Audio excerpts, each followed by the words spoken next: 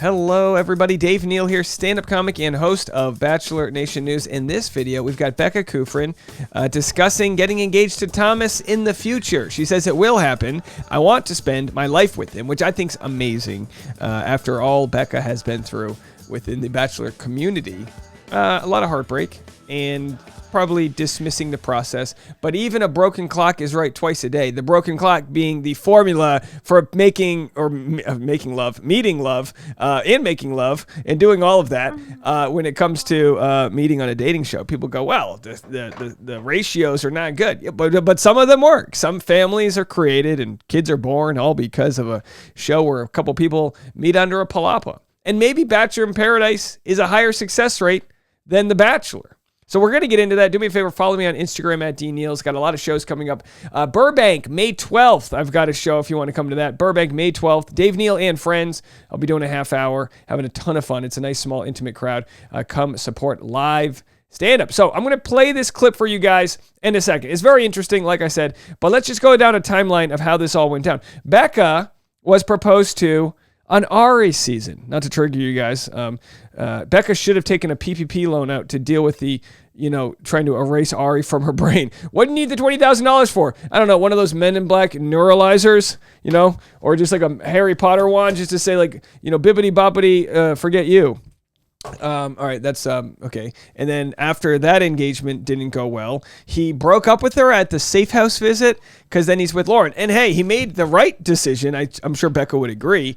Eventually, he's got kids now and all that. But of course, Becca's like, "Are you serious right now?" You know what this is the face of? This is the face of someone who goes, "I just got a Brazilian. And this is what you're going to do to me?" You know what I mean?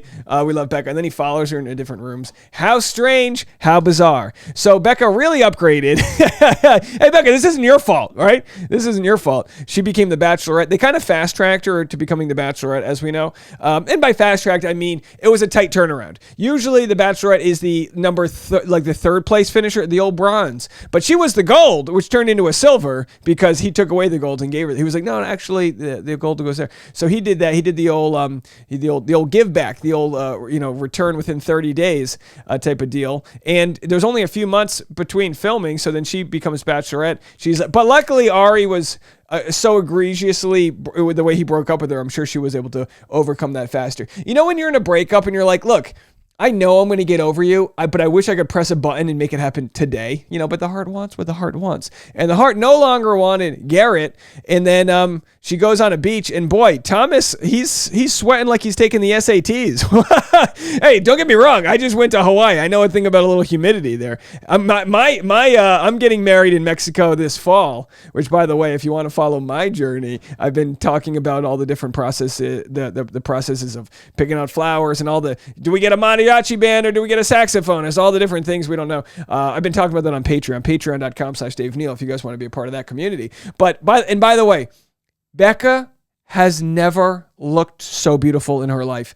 And that's not to say she didn't look beautiful before, but she brought her A game. This is fastball down the middle, Becca Kufrin right here. She, and you know why? And this is something we all can, we all can learn from. She didn't think she was going to meet anybody. So you know what she did? She went onto the beach. She probably didn't have the pressure that you have as Bachelorette. And she just said, you know what?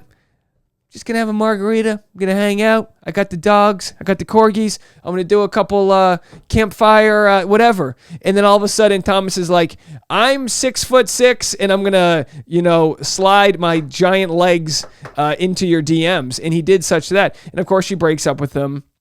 Which I, believe was probably more for show. And then immediately afterwards, he's like, yo. And she's like, yo. And then all of a sudden, they realize when the cameras are off that they got something going on. Now, as we know, Thomas was painted in a bad light on Katie Thurston's season. I don't blame Katie Thurston because she had men come to her saying, hey, this guy's bad news. Who's she to believe? She doesn't know any of them, right? Whereas we find out Thomas is a good guy.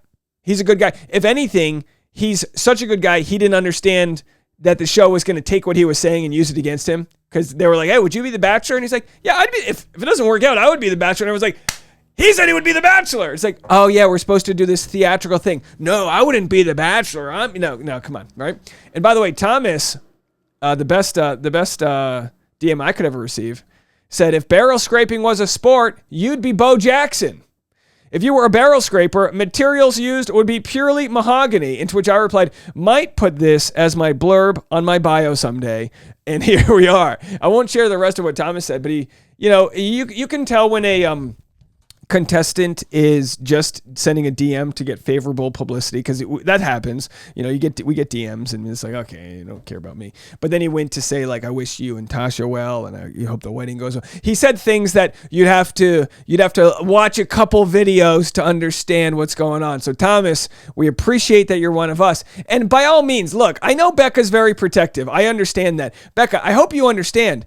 I've been nothing but a fan of all that you do on this with your platform. And speaking of which, but I know I haven't played the video yet. We'll get to the video in a second.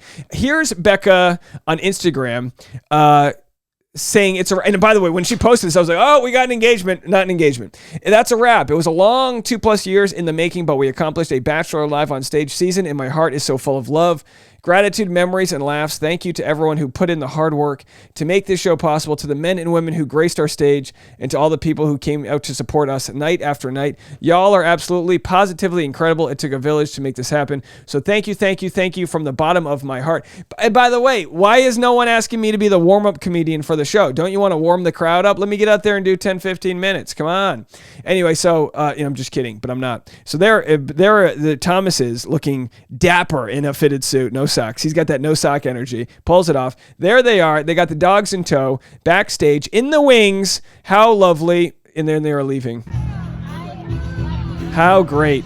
Oh, I'm sure that energy was just a blast. Red Solo Cup afterwards. And there she is. Got it. Doing the old selfie with the champagne. Then maybe a little green room selfie with all the greats back there. All the greats. And then there she is, alone on stage on theater. And there they are, popping the confetti. Becca, a wildly flirtatious and interactive evening with your favorite cast members. So good for them. And the old Dancing with the Stars pitch right there. I love it. Happy for them. Here's what she had to say. So we have talked about Thomas a little bit, and we've talked about kind of things that are coming up. So have I. And have you possibly, maybe, I don't know, talked about a ring in the near future? Is Thomas thinking about proposing? Yes and yes. We've talked about it. I mean, it's actually something we've talked about for quite a while now. He like jokingly proposed with a paperclip ring once. And I was like, I would say yes to this paperclip ring, except it cuts my finger all the time. So, yeah, I mean, it's definitely on the horizon. He does, and he knows this. He needs to ask for my mother's blessing, so he can't get down on one knee until that happens. And, yeah, I mean, life has just been so crazy right now with the tour, and obviously I've been all over and back and forth, that I think like we just kind of need to get back into my groove and settled. But yeah, I think it would happen. I mean, I know it will one day. Yeah, I just don't know when, but you know, he knows what I want. Hey, is it? I know what he wants too, so who knows? I'm not all about the traditions. Give us babies. And I feel like Thomas is really creative. Or I feel like he would come up with something elaborate, or just like personal to you, maybe. He's watching this going, oh, thanks, Michelle. No pressure. Michelle's like, he's going to come up with something big. He's going to spend a lot of money. It's going to be a grand gesture. It's going to be wild. Thomas is like, I was going to do a meadow. We were going to go on a hike, and I was going to get down on a knee, and now I got to go get a Jumbotron, deal. Are you, like, do you want... when people think about getting proposed to, there's like a lot of women who are like, I want this big, just luxurious proposal, or would it be something simple? You know what I mean? I mean, yeah. No, oh my God, he knows this. I've already done 2 very public engagements, and really? I do not like that, and I do not want that again, and he's very well aware. Okay. Yeah, no, it's like, for me, I've been there, done that. I think like the way I look at it is people sometimes look so much into the proposal and the wedding itself and not the actual marriage. I hear that. And I'm at the point where it's like, I want to spend my life with him. I want to be with him. I don't need anything big, extravagant, public in any way. I just want it to be us. And so he knows that. And I honestly didn't even need to tell him that. He just kind of knew from what we've talked about, which is really nice. Comforting. So yeah. All right, great. Hey, great clip. Good to hear them talk about it. We make this whole big deal about the proposal like it's some grand surprise, and I think most couples. Let me know. Leave a comment. I think most couples discuss those things beforehand. Like my fiance, my girlfriend at the time, Tasha, she knew I was ring shopping with her. She knew what ring I was going to get. I just had lied to her. I was like, it's not ready. They're going to be cleaning it. Next thing you know, we're in Thailand. And I'm like, boom. She's like, huh? And I'm like, put it on. And I was sweating. I look like Thomas, the humidity. It was 7 a.m. And I'm just like, oh my God. I literally cut my finger. I'm like, I had a cut on my finger. I'm sweating through my linen shirt. I almost fell off the swing. It was a whole mess. It was the most nervous. I do public speaking for a living. And I was like, tears, hugs. It was I got it on camera. We'll show it to you someday. All right. Go to patreon.com/Dave Neal to get behind the scenes performance content. I'll be performing for you behind the scenes as soon as I'm going literally running right now to go do my interview with Demi, and afterwards I'm going to go on Patreon and I'm going to discuss how it all went down and give you my behind the scenes info. Patreon.com/Dave Neal, and we'll hopefully see you at the stand-up show May 12th in Burbank, and I'll talk to you guys in a little bit. More content over at the Dave Neal Show if you want to go catch the Johnny Depp trial. I've got it all. Bye guys.